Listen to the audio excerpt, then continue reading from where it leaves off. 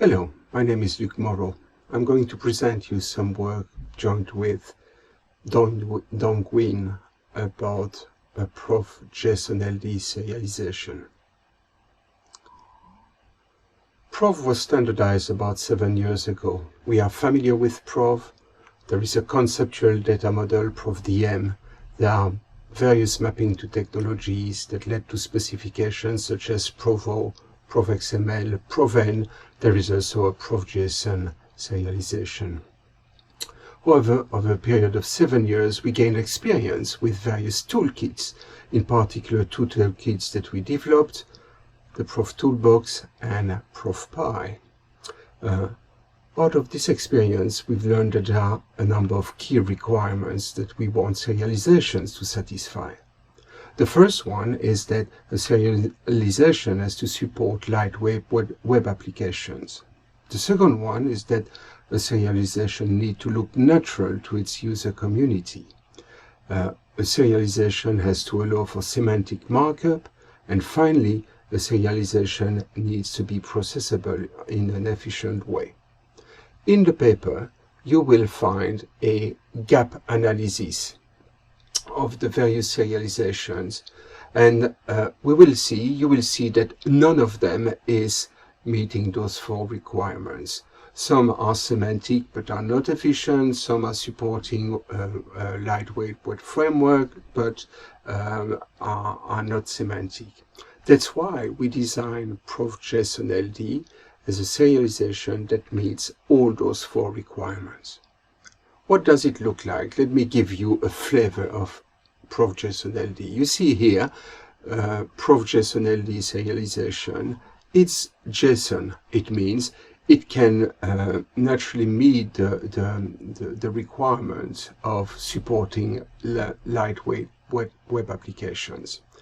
Now let's look at the detail. You see here a JSON dictionary representing a PROV expression.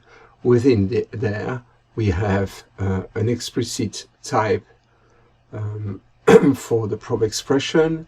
We've got a potential optional identifier, and then we may have other attributes.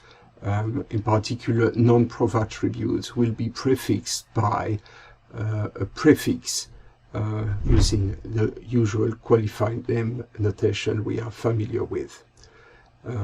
In case you are using a PROV attribute, here as an example, you don't need to provide a PROV prefix, and you're just going to use the name of that attribute as specified in PROV-DM. At the beginning, there is a context element defining mapping between prefix and namespace URIs. And there is also a reference to an online JSON-LD context, which I'm going to talk about in a minute. So how do we add semantics to the PROV-JSONLD serialization? We're using on a key technology, which is called JSON-LD. JSON-LD just went through a new version, JSON-LD 1.1, which became a proposed recommendation in May 2020. JSON-LD contains a context which defines mapping between terms of the JSON structure and URIs. And with that context, a JSON-LD parser is able to load a JSON document as linked data. And it's really beneficial technology that allows us to add the semantic to the PROV-JSONLD serialization. On the right hand side, you see the type of context that is defined, where we see an activity that is the activity string that is mapped to a PROV-O properties qualified usage. What is novel in this JSON-LD 1.1 specification is that this mapping of the term activity can depend on the context, and indeed that term activity is mapped to different PROV-O properties depending on the term in which it occurs. This feature didn't exist in the previous JSON-LD 1.0, and it allows for a very natural encoding of the PROV-JSONLD structure. We did some work in terms of implementation. We implemented the PROV-JSONLD serialization in the PROV toolbox. We rely on Jackson as the library to parse and serialize JSON, and we've enriched it to support PROV-JSONLD, and we do have reasonable performance, and we get a modest overhead on top of the Jackson native serialization or deserialization and a deep copy operation. So that's it for the taster video.